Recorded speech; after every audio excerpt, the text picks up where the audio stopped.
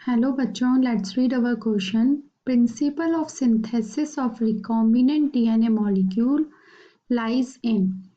जो recombinant DNA molecule का जो synthesis होता है वो किसके बीच में होता है? lies in. A ऑप्शन है आपका blunt end of DNA pieces, B sticky end of DNA pieces, C both A and B, D none of the above. तो हमारा की कंसेप्ट क्या हो जाएगा इसमें? रिकॉम्बिनेंट डीएनए टेक्नोलॉजी, उसी से हमारा रिकॉम्बिनेंट डीएनए बनता है। Recombinant DNA technology.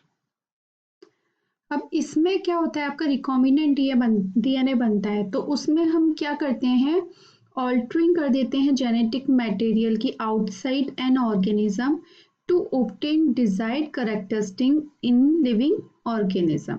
मतलब क्या कर देते हैं, ऑल्टरिंग, उनको चेंज कर देते हैं। Altering genetic material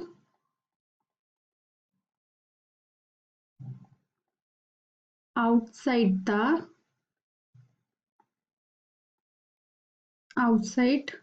an organism, जिससे क्या है, डिजायर्ड कैरेक्टर हमको मिल जाते हैं। obtain desired character. अब इसमें क्या करते हैं कि जैसे कोई ऑर्गेनिज्म है उसका हमने कट करा, ठीक है, कट करा और उसमें बाहर से कोई डिजायर्ड कैरेक्टर का हमने डीएनए उसमें इंसर्ट कर देते हैं। तो जब हम जो कट करने के लिए हमें कौन सी एंजाइम्स चाहिए होते हैं, रिस्ट्रिक्शंस एंजाइम चाहिए होते हैं, जिससे कि वो डीएनए को कट करता है।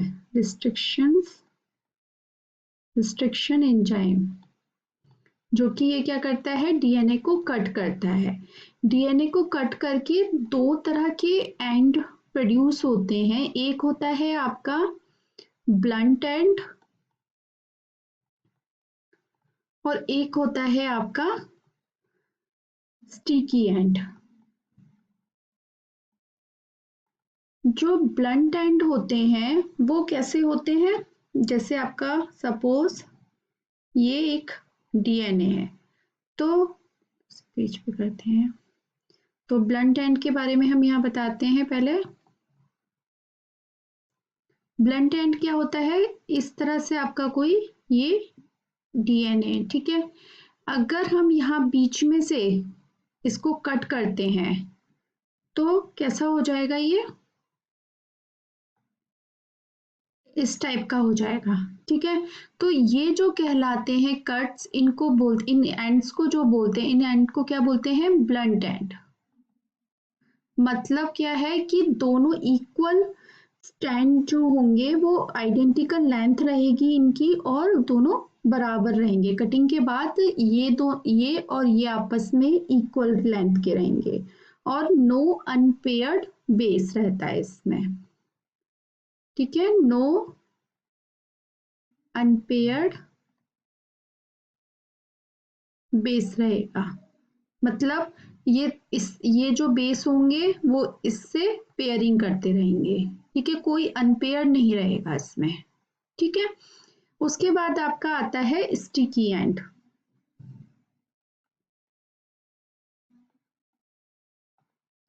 स्टिकी एंड में क्या होता है कि इसमें आपका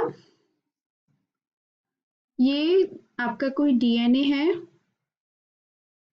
ठीक है, ये यहां से कट होगा, एक यहां से कट होगा, तो हमारे क्या स्टिकी एंड प्रोड्यूस होंगे,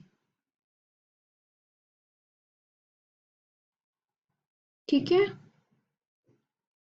तो क्या होगा, इसमें आपके अनपेयर्ड बेस जो होंगे, एक स्ट्रैंड जो होगा वो लॉन्ग होगा और एक जो होगा वो छोटा होगा।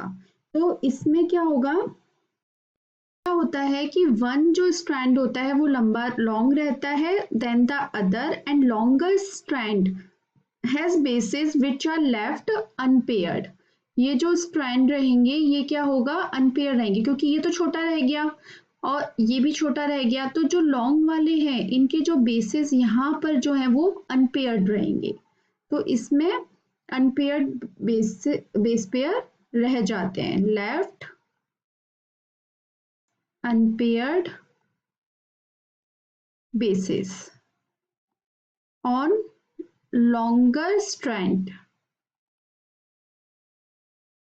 ठीक है, अब हम जो रिकॉम्बिनेंट डीएनए टेक्नोलॉजी यूज करते हैं उसमें स्टिकी एंड जो है उसको हम प्रेफर करते हैं।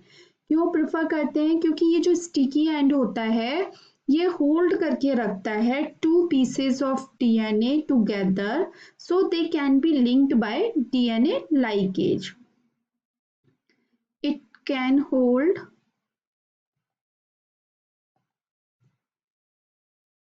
two pieces of DNA, sorry, pieces of DNA together,